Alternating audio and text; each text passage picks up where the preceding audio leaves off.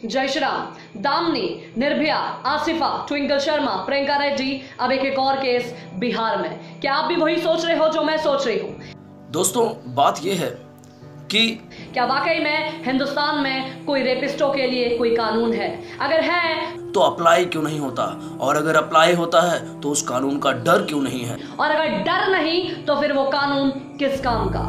देश की जो युवा पीढ़ी है वो अपने माइंड में पूरी तरह क्लियर है।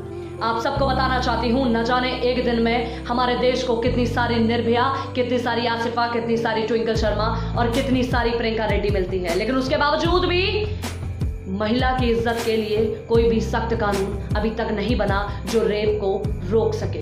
दोस्तों, जो युवा पीढ़ी के ऊपर लोग बैठे हैं उनको भी क्लियर होना पड़ेगा। उनको युवा पीढ़ी का इस्तेमाल करना आना चाहिए।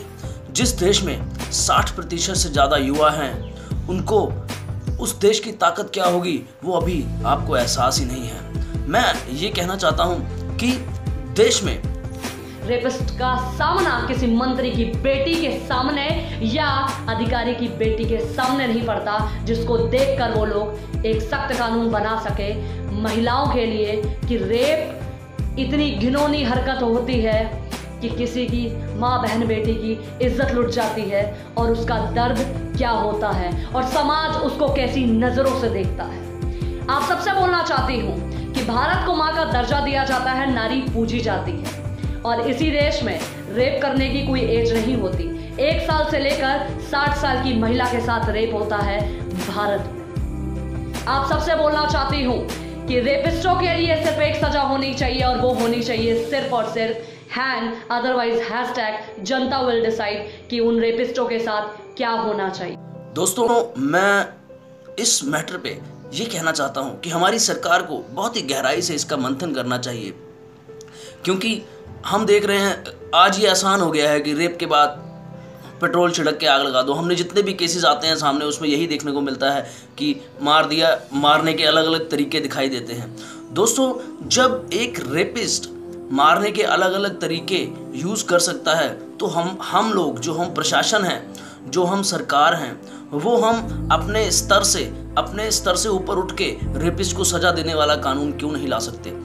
कोई भी कानून हो, कोई भी आप कुछ भी बना रहे हैं, लेकिन उसको ऐसा बनाइए कि वो एक मिसाल कायम कर दे, तभी ये रेप रुकेंगे, तभी लोगों के मन में कानून का डर होगा।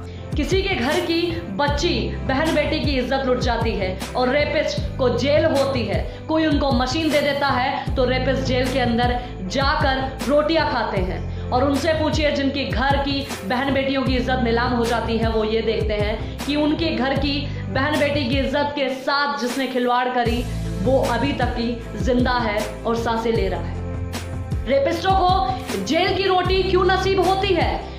गोली क्यों नहीं नसीब होती? फांसी क्यों नहीं नसीब होती? उनको उसी समय लटका क्यों नहीं दिया जाता? क्यों सरकार रोटी खिलाती है? 1-2 के साथ भी ऐसा हुआ ना, ऑन द स्पॉट गोली मारिए या उनको हैंग करिए, अदरवाइज बीच चौराहे में जनता को दे दीजिए। 2 के साथ ऐसा होगा, तीसरा बंदा अपने आप सीधा हो जाएगा। देश में कानून रेप के लिए ऐसा होना चाहिए कि अगर कोई दुपट्टा खींचने की भी कोशिश करे किसी महिला का, तो उसको अंदाजा हो जाए कि मुझे इसका अंजाम कहां तक भुगतना पड़ेगा और मुझे जेल नहीं होगी, मुझे उसी समय मार दिया जाएगा। इज्जत चाहे अमीर की हो या गरीब की बेटी की, कानून ऐसा होना चाहिए कि अगर कोई इंसान हाथ डालने की सोचे तो उसको मृत्यु दंड तत्काल मिलना चाहिए। मोदी जी से तहे दिल से हाथ जोड़कर मैं बोलना चाहती हूं कि जनता आपकी बहुत इज्जत करती है। आप जो कहते हो हम लोग सब कुछ करते हैं। आपने एक अभियान चलाया था, बेटी बचाओ बेटी पढ़ाओ। ये जनता को आप ही से उम्मीद है कि आप ही कुछ ऐसा कर सकते हो। आपने अभियान चलाया था बेटी बचाओ बेटी पढ़ाओ। मैं बोलना चाहती हूँ, लगे हाथ एक और अभियान चला दीजिए कि बेटी की इज्जत को बचाओ। बेटी की इज्जत जब बच जाएगी तो बेटी पढ़ भी जाएगी और बेटी आगे बढ़ भी जाएगी, क्योंकि बेटी सक्षम है। बोलिए जय श्री राम, जय हिंद, जय भारत।